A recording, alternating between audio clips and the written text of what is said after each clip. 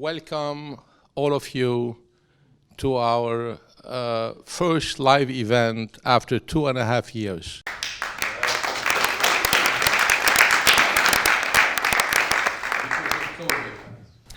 Our last planned event was on February 18, 2020, 2 days before the COVID pandemic hit, here at the Pen Club. So can you just imagine? We survived, as we always do. Not just we survived, we thrived. Let me tell you a bit about the Financial Policy Council for all the newcomers who haven't attended our events in the past. Who are we? What do we stand for? What's our track record? Without boring you with the details, the Financial Policy Council has been in business since July 2010. We have over 70 corporate sponsors. We have 200,000 followers on social media. We are influencers, and we're here to find solutions to problems. We are neither Democrats nor Republicans. We're entrepreneur capitalists. It's all about wealth creation. If you can't create wealth, you are nothing. You are dust in the wind. We are radical capitalists. That's what we are. And this is what this country used to be, pre-COVID. We want to go back to the old USA. We are forming a movement. This is a movement. This is not a bunch of guys who are here trying to throw theories, but a bunch of guys who are accomplished entrepreneurs and who want to make a difference. That's what matters. We're not going to be bullied. We're not going to be canceled. We're not apologizing or apologetic because we are conservative and we are capitalists. We're not. It's not going to work. We are fiercely independent. We're not backed by any lobby, any PAC. We cannot be bought and sold. This is why we have 70 corporate sponsors, not an 800-pound gorilla who's going to dictate to us what we should say or do. We strongly believe as a board in independence, freedom, prosperity, wealth creation, and empowerment. Success is all about empowering people, not about making money alone. Making money is about freedom. You make money to become free, not to acquire cars and jets and planes and yachts and show them off. These are idiots who do that. The more you empower people, the more successful you're going to be. And this is what the Financial Policy Council is all about. We are now follow every video we post. We have between 15 to 30,000 viewers. We have thousands of subscribers. This was all hard work. Nobody gave us this. Nobody bought us. Nobody paid anything. It's all hard work. Overnight success is 15 years. We've been doing it for 12 years now. So there is no organization like this in America. I can assure you that. They all have agendas. They all have somebody they follow. They're all bought and sold. And for those who discuss issues, it's bullshit academia. You can read all this stuff in the press. We're not here, this panel is not about, you can read about renewable energy as long as you want, but this is different. Here we have 4 people who are specialized in the sector, who've been in the trenches, who will share with you what's good, what's bad, how you make money, how you lose money, and really get you to understand. I have zero respect for lawyers, academics, economists, professors, scientists. I have only respect for people with skin in the game, entrepreneurs. The others are here to pontificate and tell you what to do. They have nothing at risk. It's all bullshit talk, pontification, like a politician, all lies, all pontification. This is not our mantra. So I think this gives you enough idea about who we are and what we stand for the record.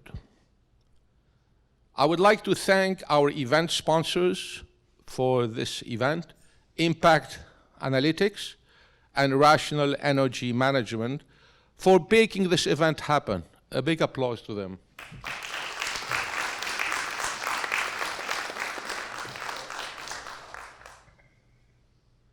So the topic today is about renewable energy.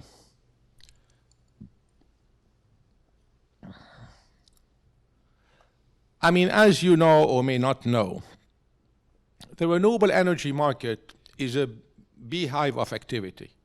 The amount of money available is absolutely staggering. This is not about the environment or climate change. That ship has sailed.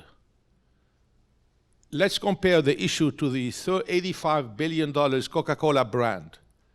This issue is much wider and deeper. We estimate the awareness of climate change and renewable energy is a brand worth at least $500 billion. It is a spectacular business to be in from that perspective. The will of the people is there. Everyone wants to be green. Every investment fund and every family office wants a stake in a green future. And yet, the adoption rate of renewable energy is nowhere near what it could be. Compared to the growth of the internet that went from 0 to 2/3 of the earth in a generation. Compared to the growth of crypto, online banking, entertainment services, and such, renewable energy as a business seems sluggish. It doesn't really appear to have that explosive growth. This is about business. Governments and activists don't build successful solutions to problems. Businesses do. The upside potential is a multi-trillion-dollar renewable power sector supporting a cleaner and more peaceful world. The downside potential is a whole lot of investment down the toilet. No improvements to the energy grid, little impact on CO2 emissions, whose reduction is the original intention of these massive investments. Where are we headed?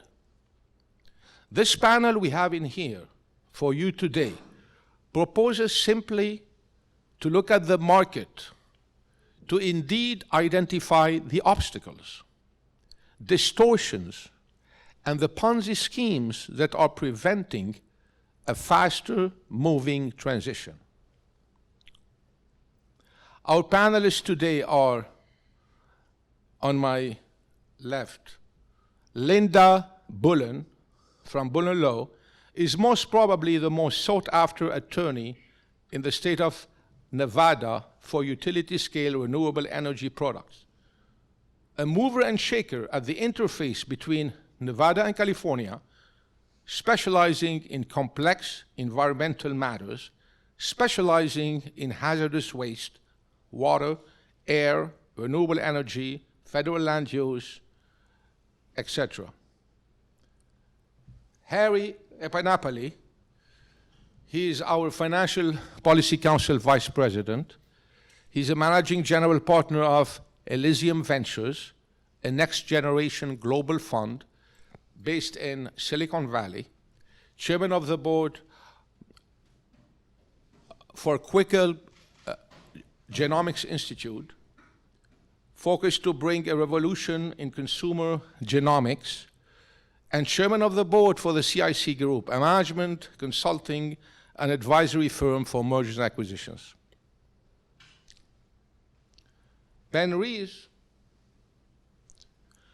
is CEO of Evolution Market, a market leader in global energy and environmental commodity trading, and CIO of Evolution Environmental Asset Management. He's dedicated to playing a key role in the origination of new markets to help contain the world's greenhouse gas emissions.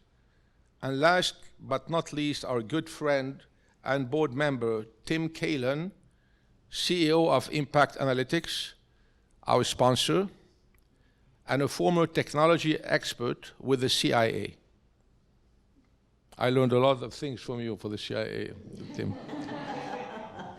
Author of The Energy Net, a free enterprise solution to our economy, radical Islam, and climate change. I like this shit. My two biggest enemies. Radical Islam and climate change. Now, I'll tell you about the format we have here. So I have a few questions I will ask the panelists to moderate. Then I'll leave it up to you. We want interaction from the audience to ask them the questions you want. Let's keep it short. Questions, not comments. If you're giving a comment for half an hour, I'm going to stop you. Just short, straight questions, and you will get short, straight answers. We're not here to pontificate. We have limited amount of time. We have to be very straight about it to address as many questions as you have. Remember, we are here to empower you. We are here for you to ask questions very difficult that you cannot read about in the Wall Street Journal or the general media. This is what we do. Business is war. And the people who win wars are not the people who have the biggest balance sheet or are the smartest people. Far from that. The people who win war are the ones who act based on actionable intelligence. This Financial Policy Council is a forum to provide you with answers to actionable intelligence where you can act upon it in every single asset class. Remember that. Forget about the newspaper, the propaganda, the TV, the media. They have agendas. They want you to submit to their agenda. Our agenda is for every single one of you to be a millionaire or a billionaire. We don't have no other agenda. Because the more we get there, the more you're going to be empowered, the more you're going to make money, and the more we're going to work together on forming this platform, on building this platform of wealth creation and empowerment. That's all what it is. And I mean every word of it. I'm not running for office. I don't care about I'm not saying things to please you. This is how I really feel, and this is how we sustained in building this organization for 12 years in liberal New York City, in a blue state that's anti-capitalism as much as you want.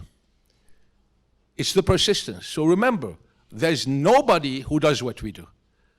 And if they do that, they do not allow these questions. It's censored. Everything is censored. You're not supposed to know this. You're supposed to be an idiot who just shuts up, listen to the government, and I hope everything is taped. I don't care, and accept their orders. We're not there. We are rebels, mavericks, wealth creators, deal makers, and we intend to grow this circle. Very important. So, enough said. Let me go to the questions, to a few questions I have for the panel. Please, no more than 3-5 minutes each, maximum. Then we will leave it to the audience to ask any questions you want. There's no stupid question. Be as controversial as you can. Don't ask easy questions. I want you to grill them. Literally, grill them. This is what we're here for. So, looking at the market at large, why is the renewables market falling so badly? Why, after 50 years of determined effort, are there no stacks of batteries in the desert backing up multiple thousands of square miles of solar and wind energy? And why is California still suffering power blackouts? So I'll go from here to there, each one of you, a few minutes, then we can go to the next question. And I'd like to start with Tim. Tim, what is missing from this market? Well, yeah, if you look back, it is a 50-year-old market. And 1973 was the first energy crisis. I mean, it was the first oil embargo. So we have literally been looking at this for the past 50 years, interested in renewable energy. And there was a lot of innovation in that 10 years after that. You saw, a lot of battery research. Some really good work. The Japanese actually invented a ceramic engine to handle hydrogen, and that was really good work. But the problem is we haven't gone into production on a lot of this stuff. I mean, we knew back in the 1970s, solar power requires batteries to back it up. If the sun doesn't shine, you have no power. You need some kind of backup. But yet, after 50 years, we don't have suitable batteries for that. I mean, there are probably a couple of dozen different utility-grade battery systems, but they're not being mass-produced. And they're very expensive, and some of them have ecological problems, so people complain about them. But there is nothing, the proof is in the pudding. There are no big stacks of batteries in the desert backing up these solar farms, and there should be. And California is now requiring those, as far as I know. So all the solar farms have kind of halted, and they're thinking about this and trying to find ways to cheat. Well, that's not cheap. Let's produce a viable battery, and that problem is solved. The market would solve that, but right now what's in the way are government regulations, power company monopolies, and subsidies that are making things more expensive than they should be. Thank you, Tim. Linda, what is the biggest frustration for large-scale solar farms in Nevada and California? Well, I'll start just by saying I am a lawyer. I have to confess, I am a lawyer in the trenches. And what I do every day, my husband's in the back of the room, he could tell you for many, many hours every day, is I support renewable energy project development. And I would say that the biggest frustration is something that we can't do anything about initially, and that is it boils down to land ownership. And I say that because of roughly 80% of the state of Nevada, and surprisingly, more than 50% of the state of California is owned by the federal government. And therefore, you have to go through the National Environmental Policy Act process, which is the environmental review for those projects. The NEPA for short, for anybody who isn't in the business, is an extremely long, painful, complicated process. There have been efforts in recent years to abbreviate the process, to hasten it. The Trump administration came out with a 2-year deadline for environmental impact statements, and actually the Department of Interior came out with a 1-year deadline. Without getting too granular here, but that those deadlines were triggered by something referred to as the Notice of Intent, or NOI for short, that's published in the Federal Register that kicks off the NEPA process. And so in theory, under this Department of Interior guidance, that environmental impact statement should be done in 1 year, as opposed to the 5 to 8 years that we usually see. What happened was the land manager for most of the federal land in those 2 states is the Bureau of Land Management. So what the Bureau of Land Management did was plain and simple stopped the process of putting out those NOIs in any sort of timely fashion. So they just never triggered the 1 year and the 2-year requirements. So they came up with a workaround so that, even though despite the best efforts of the White House and the Department of Interior, the projects aren't moving through the process any faster because they just plain and simple don't start the process. Thank you, Linda. Thank you. Very insightful. Can I Are chime? we seeing a major shift, a transition into the transition? What's really happening? Can I chime in on the first question? Can I chime in on the first question too? The first question? Yeah, can I chime in on the question that Yeah, was of answered course, too? of course. And then, Of course. just for the record, I'm sitting in. Yeah. I'm sitting in for the CEO, CIO of Evolution Markets and Evolution Asset Management, who can't be here. But Yeah, so the renewable energy economy is certainly succeeding and has progressed dramatically. So from 2000 to 2010, the wind manufacturing economy of scale was developed, built, and deployed. And from 2010 to 20... Can you guys hear him? Okay, just want to make sure. Go ahead, Ben. Oh, sorry. From the renewable energy development process has certainly not failed. It has been a roaring success. From 2000 to 2010, a wind manufacturing industry was created out of thin air. And from 2010 to 2016 or so, and it continues, a solar manufacturing industry at competitive scale was created out of thin air to compete successfully with hydrocarbons and deploy at a much faster pace than any other technology type in the energy segment globally, and certainly in the US. The renewable energy has absolutely succeeded and certainly has significant challenges going forward. We can develop more renewables with the poles and wires we have and with the limited access to batteries and flexible integration tools we have, but we need a lot of batteries to make a big move next. And so the big goals that everybody's talked about are basically all dependent on batteries. And we just haven't gotten there. It's sort of time now to build out the manufacturing economies of scale for batteries globally. So again, we did wind in 2000 and 2010, we did solar 2010, 2020, but it happened in about 5 years. And then, batteries have effectively started now. So that's one thing. Renewables have succeeded and they've done fantastic. The US has deployed $450 billion of new renewables in the last 20 years while waiting for and helping cause the development of a global manufacturing segment at competitive economies of scale. The reason that California's lights went out, we all knew in 2012, we all knew in the market and the regulatory ecosystem that the lights were going to go out by 2020 if we didn't put batteries in. And they passed a law in 2012 to put batteries in, but the manufacturing economies of scale hadn't been built yet, and so the goal was set too early. And in simple terms, the reason the lights went out is because of sort of extremist dialogue between policy and the energy markets. So we just, the lights didn't need to go out, but the conversation about it got too extreme. And so the planning process got fragmented, and we're sort of catching up now. Okay, thank you, Ben. Yeah. Thank you. We got the message loud and clear. Thank you very much. Sure. Harry, are we seeing the same in India? What are the pitfalls there? I just want to cover in general, there is a gap how the renewable energy market is addressed. Ziad, one is the production, storage, distribution. So the production side, they paid attention to invest money into R&D and then came up with some reasonable solutions in the solar, wind.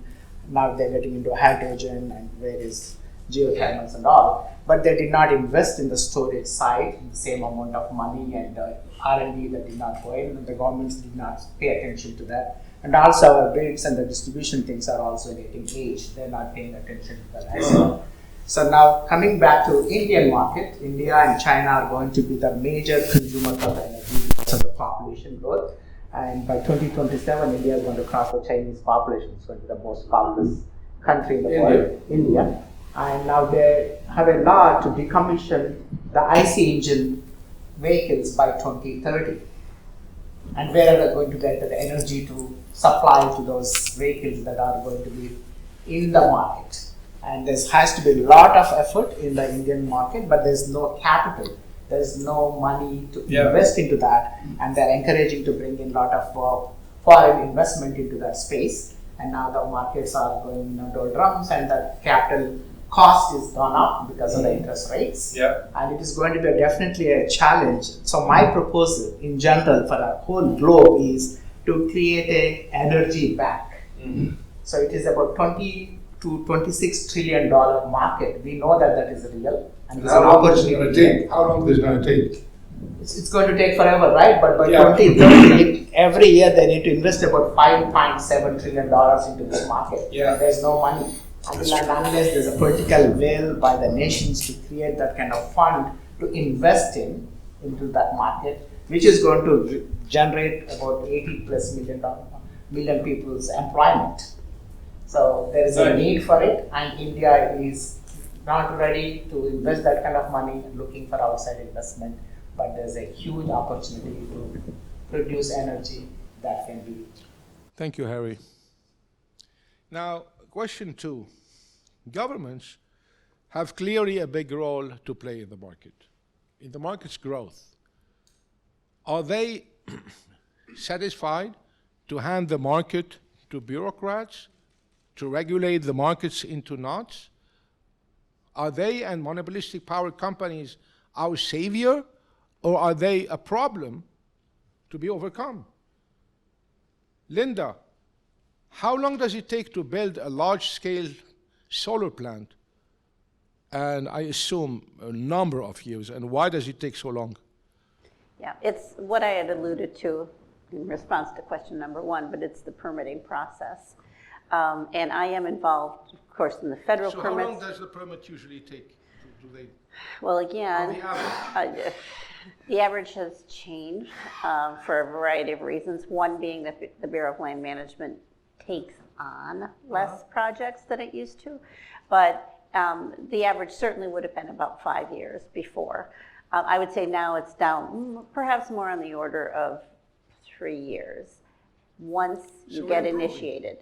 Well, once you get your project initiated with the federal Oh government. my God. And so that's the hitch right now. Right now, I work in the Southern Nevada District Office of, well, that's where my office is located. But they have indicated that they are taking on 11 projects, and that if you're not one of those 11 projects, come back and see them in 2025. And that's when you will have your next opportunity to perhaps start the permitting process. So the governments are a problem or our savior? Problem. Of course, everything the government touches is a problem. I can support No, that. I'm not surprised of that. Ziad, I'd like to add something as well. Please do.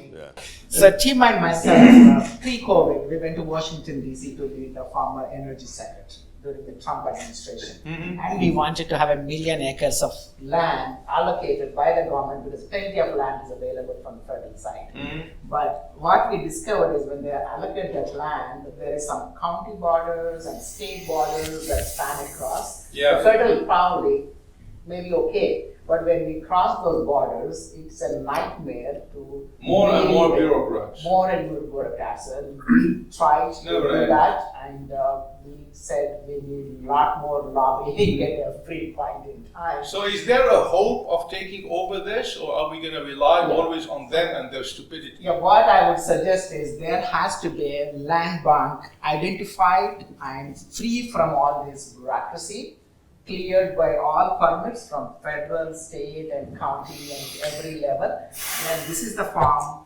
allocated for energy. It could be wind or solar or hydro, whatever it is, so that we can go and set up our shop. That's what Tim and myself wanted to do.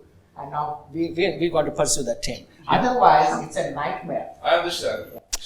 Ironically, while it's overwhelmingly true in our experience as well, ironically, in some cases, we need more bureaucracy. The number one obstacle to renewable development is a bureaucratic process called the interconnection queue, which is the application process for new generators to join the grid. It's a physics analysis question that's handled by a third-party independent system operator. That's a sort of bureaucracy. It used to take 3 to 6 months to go through the queue. It takes 3 to 5 years now. We need, they could write as many tax credits in as they could think of, and if they don't add human capital resources to the queue, Okay, so we Ben, won't get out of who it. are the bad guys in here? The power companies? No, of course Who not. are the bad guys? The government. There doesn't need to be any bad guys. There doesn't need to be any bad guys in our view. They're always the bad guys. Yeah. In every deal, there's the bad guys and the idiots. Look, I will support your view that there's a great risk of over-centralization as we process the climate transition. We could tell you stories upon stories of the least efficient allocation of resources and processes, the more centralized they are. In many ways, the story of the climate transition is the story of the democratization of the energy marketplace. And the populace sort of reaching through to make choices. Part of that process is education, and it's going to be a educational process like a young person's, right? We're all effectively babies in relating to energy resources. Deregulation in earnest started in the mid-90s. The broad consumer and most folks have no idea how it really works. And they're learning fast, but that process is going to have friction. But the pace, scope, and trend is clear as day. And the climate transition has been an extremely powerful force in democratization, ironically aligned with the deregulation movement, which is associated with free market policy outcomes, whereas the climate transition is associated with sort of policy-heavy outcomes. They're both democratizing forces, and in fact, the climate transition is really aggressive in that regard. So, in simple terms, if we don't democratize markets towards, surrounding the climate transition, we have absolutely zero chance of achieving the goals. And so it's a forcing function. The market comes in because it has to. I get you. And the forcing function in the climate markets is climate accounting. And so the thing to defend is climate accounting. And so governments can sort of wave their hands and say a lot of things, but if you hold them to the accounting of the climate accounting systems that they set up, the free market forces its way in because they're all on the clock. They all have deadlines and they don't meet them their way. So Tim, what conflicts do you see? A lot of conflicts. Let me kind of add something with a slightly different angle. I mean, we see the Biden administration has just passed some huge bills that subsidize renewable energy in the United States. For those of you who are Ronald Reagan fans, Ronald Reagan said, whatever you subsidize, you get more of. Okay, that's a good thing in a way from a certain perspective. The problem is the subsidies are not allowing efficiencies in the market. So you get subsidies and they're pushing you ahead in a linear manner. Well, that's not how free markets work. If you look at the development of the internet developed in an exponential manner. So by subsidizing incorrectly the renewable markets, we're interfering with the free markets and with the natural efficiencies that should develop in a free market that should be pushing this to the levels that the internet does, and that online banking, the cryptocurrency, all those things are free markets, and they're going at an exponential rate. Renewables are not; they're being interfered with. That's a distortion. You'd be surprised to learn that the leading renewable developers have been trying to get the tax credit removed. You haven't heard that story, but that's been true for over a decade. And the reason, go ahead. I get you. So Harry, can the government get out of the way, or is there a way to work around it? Government has to get out of the way. But what do you mean has? Depending I'll on the administration. I'll tell you. Yeah, Yes. please. So right now they are giving free money to people, forcing them to use high cost energy. Yeah. Subsidizing. And government does not have money, they are borrowing and giving. That's not the way, right? Yeah. I rather give that subsidy, invest in the entrepreneurs so that they can develop scalable, efficient, and affordable systems. Right? That's the way it should be. And the competition has to be there for the entrepreneurs rather than invest in the R&D to make it affordable and democratize the energy production, distribution, and also storage. That's not happening.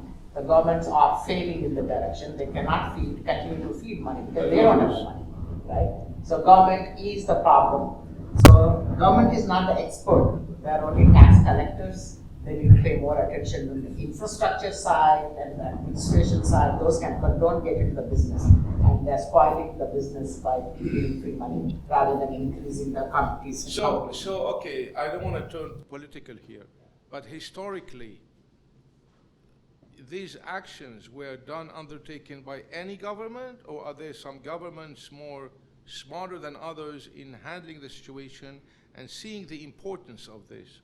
Or is it uniform? Is it like hopeless? I don't want to call any party, right? But the governments that are pro-entrepreneurship, pro-business, they are good at it. And the governments who are promoting entitlements and those kind of things are not. Keeping people, shutting them off by giving them free money, that's not okay, I get you. I just wanted to confirmation from you. Thank you for it. You know what I expect. Thank you. All right, thank you so much, Harry, and everybody. Now, a third question. Going into the micro stuff, are there any infinite number of innovative companies vying for market dominance? Or is it just a few companies whose stocks are rising solely because a great many investors want to be seen as green and the universe of investable companies is limited? First question goes to Ben. Are there enough companies to legitimately absorb the massive investment dollars on the sidelines now, Ben?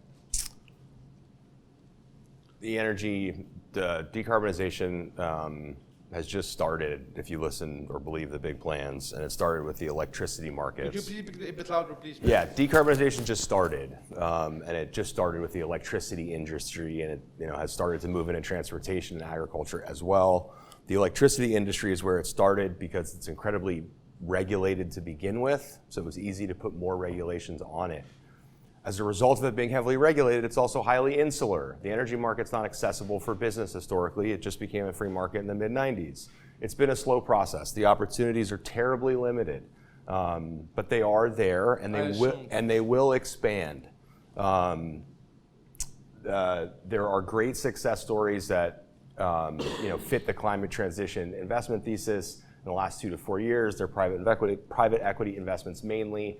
But slowly but surely and/or very quickly, from COVID to date and the institutional global consensus for net zero, the process of delivering the opportunity set to a broader range of investors has started in earnest for the first time in 20 years. So we're just starting.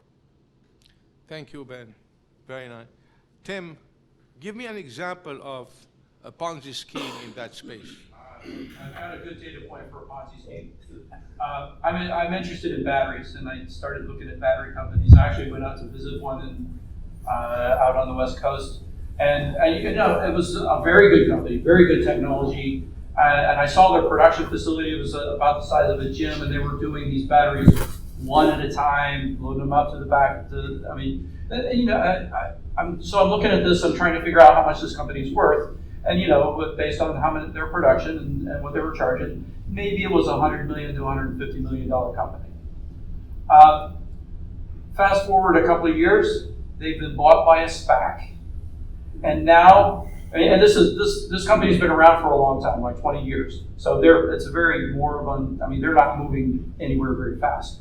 They were bought by a SPAC. Now they've declared that their valuation is over $3 billion now.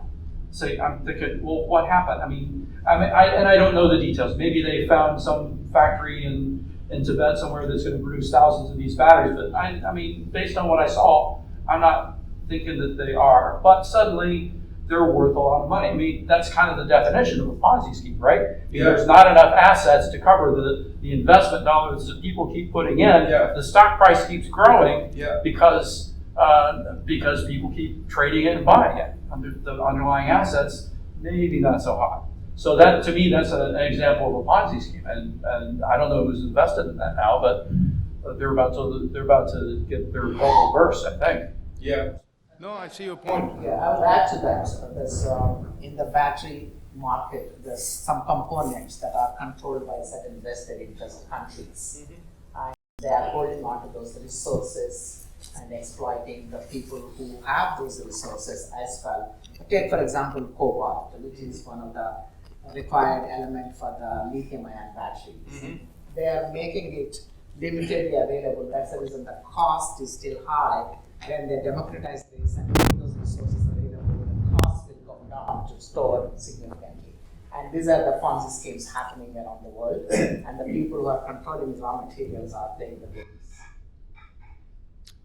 Thank you very much. Linda, back to you. How long did you say it takes to build a large-scale solar plant in the U.S.? So I go back to my original answer, which depends on the nature of the land ownership. So for a project So the approval is 5 years? For a project on private land is entirely different. Would be about a year and a half at the most. And at probably 5 years at least on government-owned land. Okay, so let me ask you, are you seeing resistance to innovation? No, not at all. Okay, good. Yeah, I work with a large number of developers, and they even the largest ones embrace new technology. Everybody's always angling to have the newest and best technology. Thank you. Thank you. Very helpful. Tim, you went through the telecom transition. What would you expect to be happening in a fully deregulated energy transaction? Okay, I'm very much in favor of deregulating, decentralizing the power grid. In general, what happens when you go through a deregulation, and I did go through the telecom industry, I was in the internet business in the 90s. What happens is, as soon as you deregulate, you have thousands of companies adding new innovations, adding new companies, and trying to compete in this market, trying to get their foothold in a newly deregulated market. And this has happened in the airline industry, in the banking industry. There's some good studies that compare the different kinds of deregulation.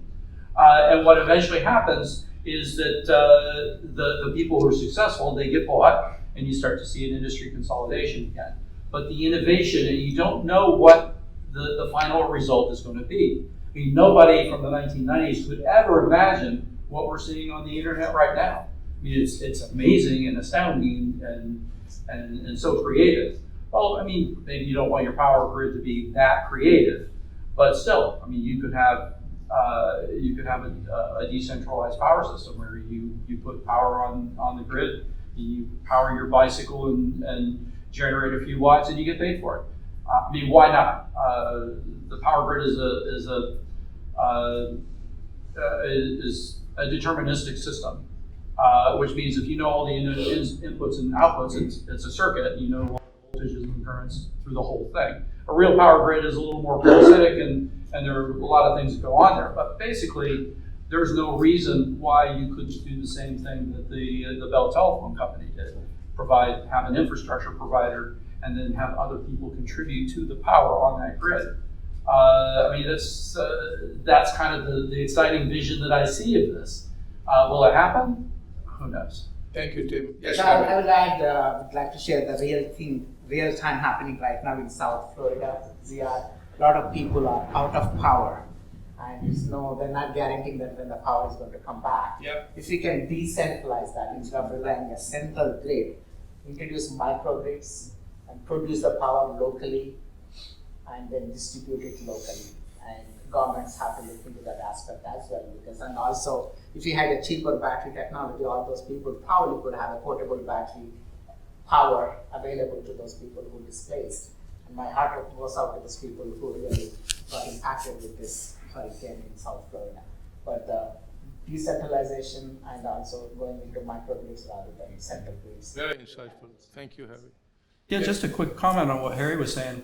You know, the power companies use the same argument that AT&T and Bell Telephone did 30, 40 years ago. They said the telephone system is so important, communications are so important, that we have to run it and we have to protect every little piece of it. Otherwise, it's going to fail and there's going to be catastrophe. Well, that's what the power company is saying now. And you know, it's not really... I see their perspective, and they are good guys, and they're doing what we've asked them to do, but that's not a market. I totally get you. Thank you very much, Tim. All right, we're getting close to 8 p.m., so we've been talking for an hour here. So I want to, close at 8, not close, I mean close my discussion at 8 and leave it up to you, the audience, to ask some question. But I have one last question for the panel, and I usually ask it for every asset class we invest into. And this shows me how smart of business people you are versus how academically oriented you are.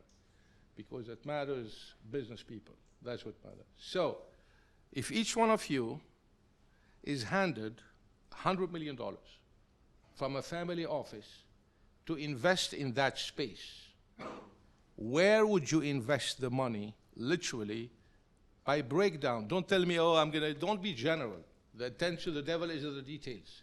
How would you invest $100 million at your disposal right now, given that you know all what you know in this space?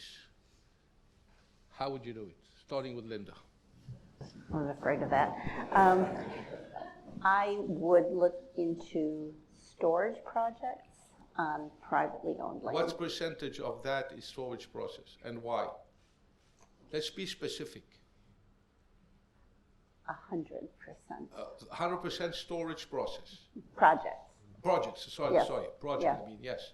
Yeah. Storage project, 100%. Any specific location? No. Well, we're in good proximity to the renewable energy projects, which are primarily the ones I'm familiar with, based in the west and southwestern United States. Thank you very much. Take note of this, okay? Take note of this. Harry, Yes, I would distribute that into 50-50 into production-wise and storage-wise, yeah. And the production side, a lot of new things are so coming. 50-50? Yeah, 50-50. Okay. The production side, I'll pick some new technologies that are coming up. For example, current goes through, the production happens through direct current, and then you need to convert it into alternating current to see your power being used from the watts, right? So now there's new technology that's coming up. One of the company, I don't need to name here, but I can say ADC Energy, which is you could use either direct or alternate. The production agnostic, they could be from wind, from solar, from biomass, or from hydrogen, anything that can intake, and you don't need to have a heavy inverters and all those things. Alternate as well as direct connect can be used to the end consumption. That's Okay. one thing. Gotcha. That you use Question. on the production side, yes. Question to you and Linda, since I didn't. Would these projects be startups or be cash flowing projects? So I prefer to get into, again, within that 50%, I would Within put that about 50-50, the 30% I would allocate into the startups with Okay. great ideas, with Okay. good IPs. Okay. And then 70% I would go into the growth side. Okay. Linda? You guys all know a lot more about that than I do, but startups, understand, but- startups are harder, there's more risk and harder to permit. So I'm just going to go with going technology. Okay. And Ben? I need to answer the storage side. The storage up, please, Yes, sorry, go yes, ahead. yes. So there's some new technologies coming. For example, California is paying to store nuclear waste. Yeah. And there's some I heard companies that. looking into using that, paid by the California state, to dilute the nuclear component and to prepare storage of the energy. So those are the kind of areas I would like to invest on the storage side. Interesting. Interesting ones. Yeah. Where you get paid to develop the technology. Interesting. And that will be a lot more in terms of ability to store There's definitely at money scale, making. at scale, Yeah. rather than, in the already lithium, these are all developed things. Yeah. You don't need to, there's no money to be made there. I get it. Scale. I So get that's it. where I would like to invest I in get you. storage. Very insightful. Ben? If you believe that demand for the climate transition will continue, and you believe that the organizing principles to effectuate it, like government, will lag in making the climate transition, environmental commodities will best express that tension. Is this what you believe in? This is what matters for me, is what you believe in, not what I believe in. The current state of things and the history of environmental markets certainly portends that near-term future. So the climate transition is in transition. We're in transition to the climate transition. That will probably take 5 years between now and then. Climate transition, real assets will lag. But the demand, if it remains, will be expressed through environmental commodity prices. So Fantastic. if the market needs oil, but we can't drill for new oil, oil prices go up. Yeah. If the market needs climate reductions, but we can't make new climate capex, environmental commodities express that. Yeah, very smart.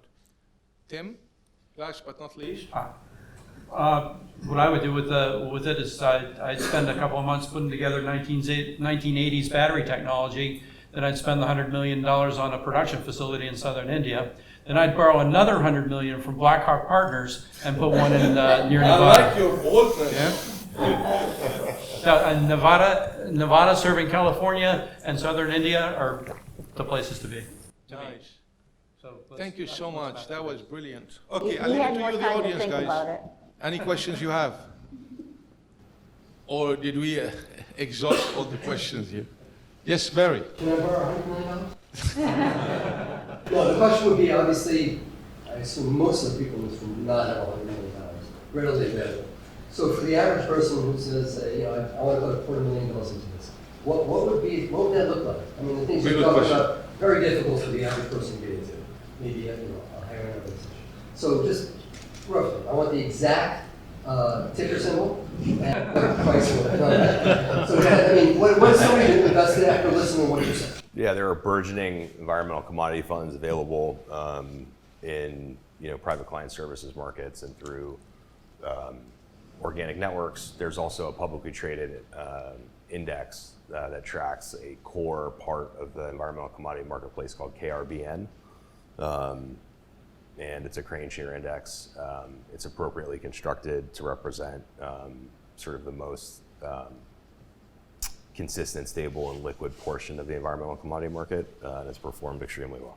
Great, perfect. Thanks. There are some niche funds out there that we could use, Barry, and we have one of those funds that we focus on. We'd be happy to take $250,000 into our fund, where we are very closely identifying 30% we putting into with strong IP in the space and 70% into the growth area and niche areas that. Thank you, Harry. Great, Barry. Who else? Omar. So we all know that this is an area of tremendous potential growth and sustainability, but just out of curiosity, it sounds like what you were saying earlier, that in large part, the renewable markets are being artificially sustained with subsidies and green energy policies.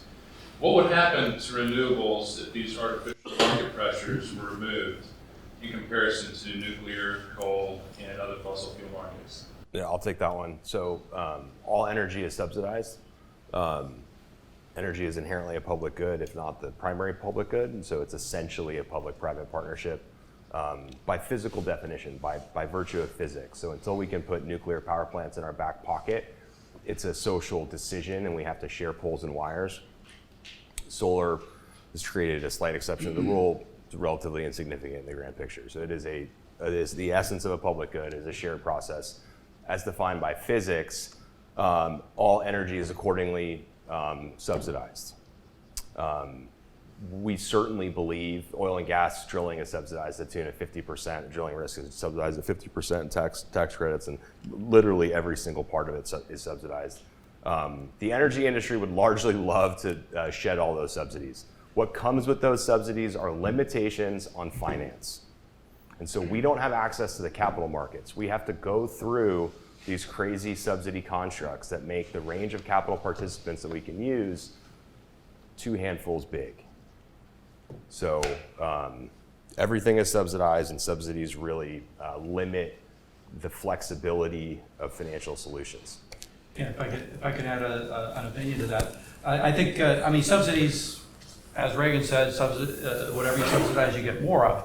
But I would say we need some capitalists in the government. I mean, somebody who understands that the judicious use of subsidies could be a good thing, but general blanket subsidies are limiting, and they really distort the market. I mean, that's the name of this panel. I mean, this is a distortion of the market. The market needs to be kind of liberated.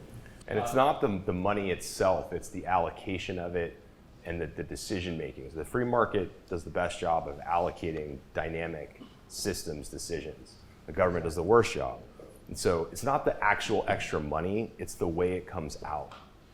So I guess my underlying question underneath all that is, if we compare renewables with fossil fuels, what's the relative power production capabilities of each? I know that's hard to define. I can answer that. Right now, they are producing only 14% of the power needed from the renewable side, and by 2030, they are projecting to make it double, 30%. By 2050, 50%. In order to do that, we need about $25, $26 trillion. The question is where the money is going to come, and R&D has to take place in order to make it commercially viable, comparable to other power production fossil fuels. And instead of subsidizing, I rather request the governments to invest in the R&D so that the production and at scale will become commercially viable. That's where the missing link here. Yeah. The core benefit and the core difference between hydrocarbons and renewables is that renewables have no fuel cost. Right, the cost is upfront.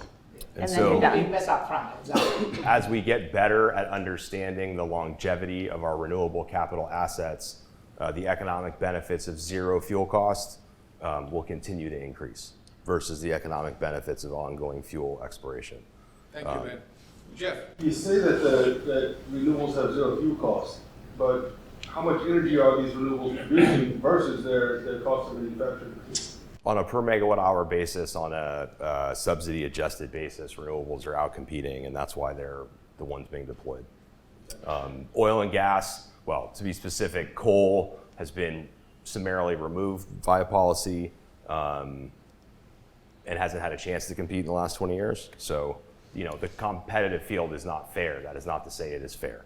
But it is where we have resources. Renewable resources don't exist everywhere. So you have wind in some places and solar in some places. Where you have resources, they outcompete hydrocarbons, subsidy adjusted, and or are flat to gas right now. So also the cost of Well, they're below gas now because gas is up 4 times. But yeah. energy production, the carbon production that is happening. So your indirect cost is going to be huge because that indirectly you pay a lot of money for health related impacts, environmental related impacts. That cost is a lot more than the amount of money needed to invest into producing renewable energy to make it net zero. The real limiting factor with renewables is exploration, is the cost and availability of rare earth for batteries. And so the environmental cost of renewables is you know, from a battery perspective, is a huge issue. The availability of rare earth is a huge issue. It is not a straight line to the renewable goals that are being spouted. One of the, if you don't mind, one of the problems with renewables is it's not very space efficient. You know, gas and oil have been compressed by years and years of pressure. I mean, they're very compact fuel sources. Renewable energy is not very space efficient. Linda and I were talking at one point about a place called the Amargosa Valley, which is about 200 square miles of nothing. And the people who live there, the few people who live there, really, really want solar power because they have all this space. And it would be really profitable for that community to have solar energy. But it's space that's not being used. It's generally a false dichotomy. The answer is always both. So, sorry, going back to you, Tim, when you talked about the internet, the evolution that you saw, the internet was not made sort of in someone's garage, but Instagram was, right? So the backbone technology that created this incredible shift in humanity's art, it came from military. Right. So my question the basic is, technology, yes. Yeah, so my question is there an understanding of technology in the military landscape that could disrupt this entire thing that we're talking about? Can it be privatized? Because that's where I see hope. Technology that's way ahead of what we're seeing on the ground in a granular level. Is there anything hopeful in the future that could be privatized that would really disrupt this? I guarantee you there will be technology that will revolutionize the power grid, and we don't know what those are yet. And the same thing with the internet, we didn't know what was going to pop up. But you're talking about the original ARPANET that was developed by the U.S. packet government. switching, so. Right, but it started growing exponentially once the capital markets got hold of it. Well, once it was deregulated, like you said. Yeah, you had to deregulate the phone system first, and I mean, what were data speeds in 1970? 300 baud, 300 bits per second. Now you get literally a million times that. But it sounds like we need something to deregulate, and we don't have the thing to deregulate. Oh, okay. Small modular nuclear would be There's an exact parallel here.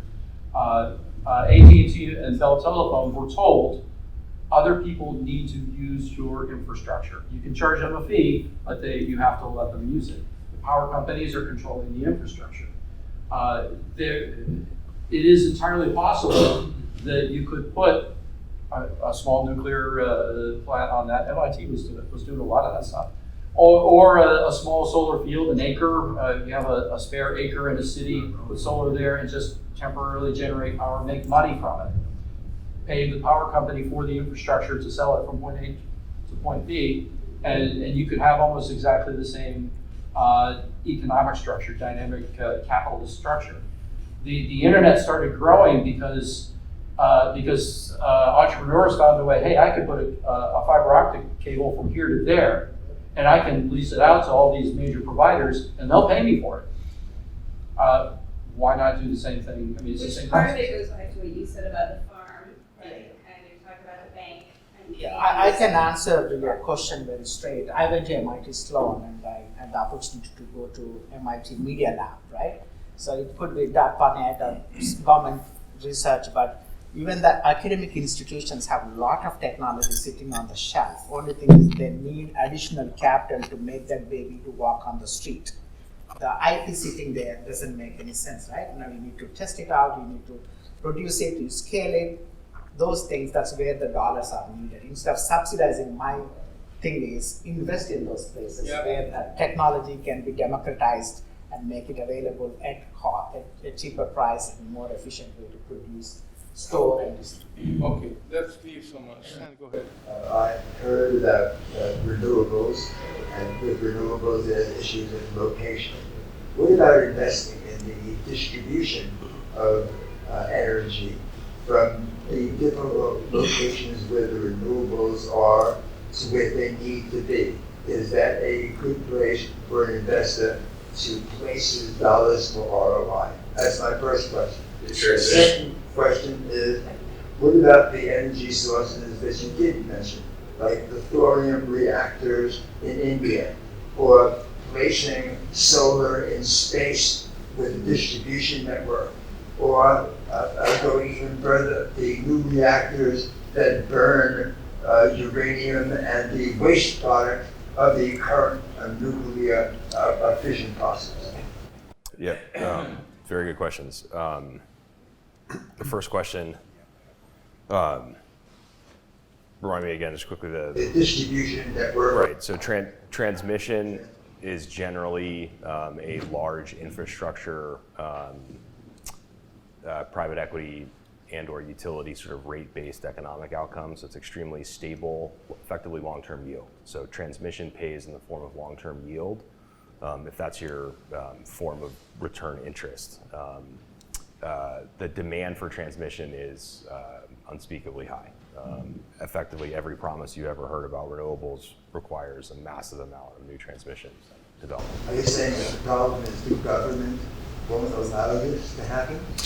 Interstate transition permitting is not an efficient process. But I do it. I work with independent transmission providers. Second question, great question. For the 20 years leading up to the last two, the climate transition was really led by environmentalists and wind and solar proponents. However, in the last 2 years, with the institutional consensus for net zero, everybody has joined the party, so to speak, including all the other technology solutions. And so for the first time in 20 years, everything ranging from something as benign as hydro to something as impactful as hydrogen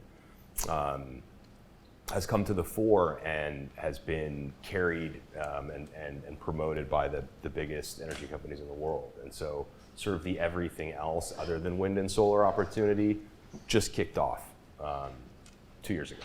So just to add to a little more on that, the market is moving towards decentralization, the way the blockchain decentralized, right? The same way that distribution is also getting decentralized with microgrids and local production of the power and consuming locally rather than investing in this huge infrastructure of building these transmission lines to crossing from state to state or country to country. It's a huge red tape and it's a long-term investment, and people don't have that kind of investment anymore. Okay, let's leave something for other questions. Anybody else? Yes, Pablo. Yeah, is there currently in the US going on a large-scale HVDC project based on solar power, like the one that Hitachi is building between Champlain and New York, that is based on hydro? And it hasn't caught on as much in the United States as it had. I mean, China is building huge high voltage DC lines across their country. Then why is that? To be right honest with you, I don't know. To reduce the transmission losses, right? That's the main reason. That's the key point there for having the. But the technology is there. Technology is out there, but what is happening in the US, you already have these lines. For example, when the rest of the world went with mobile phones, they don't need to install these ground lines, right? So here we are stuck with this legacy systems Yeah, here, I and get to you. redo all that infrastructure, you need a lot of investment, and we don't have that kind of money. We Yeah. need to borrow money. There is one that's been fully permitted that runs from Wyoming to southern Nevada, but it's still looking for off-takers, so it has not commenced construction. Based on solar, Wind, actually, wind, okay. It could be anything, actually. The source, it could be anything. it could be. I'm Greg Kano. I work with Dr. Hari and I do a lot of work on solar and green hydrogen. So great point about Southern India, because just to share that Tamil Nadu, which is a southern part of top solar installation. exactly. Top 10. So they basically use the grid system which was already there for years and years. And Tamil Nadu leads the wind power, which is probably double of wind production in Denmark and Sweden combined. So it is absolutely doable. The issue is really the policy. So I think the problem with the US has been it's never been consistent on really coming up with a very clear policy on renewables, whereas the rest of the world is like really moving on to innovation. And Dr. Hari's point of democratization of energy production at the local source with a combination of renewable energy transmitters. It just cannot be only green hydrogen. It needs to be looked at solar. It needs to look at tidal. It needs to look at wind.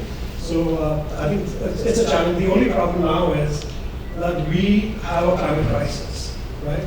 So given that there is a climate crisis and there is this whole issue of oil and gas. Your question? So my question really is, the question is, there is this interest of the oil and gas industry, which actually has prevented the production and innovation in the space of renewable energy. So the finances that needs to come in with this bank, how do you really see that challenge being, overcome? So to answer that, they created IMF, they created World Bank. They need to create an energy banking bank, just to fund so that the consistent flow of money happens at a consistent cost. Right now, if I want to build one solar farm in Nevada versus India versus Africa, the cost of capital is huge difference, but they're expecting to produce at the same price, which is not going to happen. So you need to have a flow of capital, consistent cost. That way, the power generation and all those things will be appropriate, and that's where I think there should be a land bank identified to produce energy, and there should be a money bank that can fund these projects. Very, very exciting. Very true. Just a comment on that, and this is going to be a strange story. If you read my bio, you know that I used to work for the CIA. And one of the things that was crazy in my industry, we used to go in and spy on people, and we would intercept their telephone systems. Well, the richer countries had older systems. They were easier to intercept. The poorest countries that were just getting their new communication systems had the most advanced stuff, because that was the only thing on the market. That may be a trend that we see in power. Yes. The developing countries are going to get the best technology. Absolutely. That's interesting. And we may subsidize it. They are leapfrogging. So skipping exactly. all the 2-3 generations, they're skipping, and they're going to the most. Amazing. Okay. Who else? Jeff, you asked your question. Somebody else. I'm sorry? Yeah, go ahead. All right, so between the different asset classes. I'm sorry, we can't hear you from there. Could you go? So between the different asset classes of energy, solar, wind, hydroelectric, which ones have the number one highest growth potential in terms of total market share, and two, the highest path to profitability? Who has the highest road to increase margins over time in, let's say, the next 5-10 years? And I think wind and solar kind of matured in their space. Wind is on the top, then the solar, and hydrogen is the next big thing that probably you can bet on to make some money. And then another thing is coming up is compressed hot air technology. So I test drove one car in France 2 months ago, and they take the atmospheric air, they compress it, and that cylinder drives the combustion engine instead of petrol, diesel. The compressed hot air, and the exhaust is cold air, minus 20 degrees centigrade cold air. Let's say you produce energy and you use that cold air for air conditioning and all those things. That we're trying to bring that for a data center here. I'm just giving an example. Those are the things where you invest to make some money rather than in a mature technologies.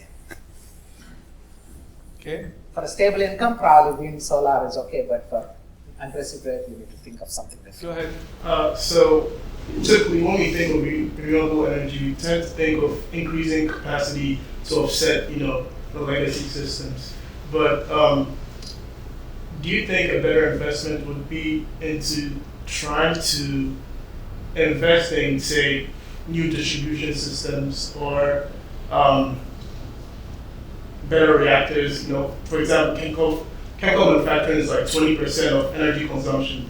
So do you think your investment would much better yield more fruit in reducing the energy costs as opposed to increasing the capacity of These are all capital intensive. Nuclear reactors, you need lots of money. Distribution lines, you need lots of money, but they'll give you a stable income, right? You get like some fixed income kind of thing that you could park your money safely and then retire.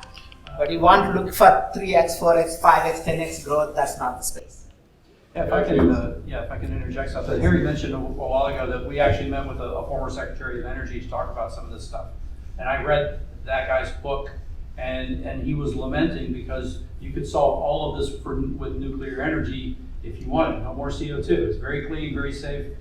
But he said, well, it's never going to happen because that's the not in my backyard thing. Nobody wants a nuclear reactor in their backyard. I don't think we've started a nuclear plant for like the last 30 years. It's shutting down. Yeah. And yeah, Europe is shutting them down even though they're going to pay for it this winter. Thank you, Tim. All right, so we're going to close in 5 minutes. So we can take a couple of more questions. Jeff, go ahead.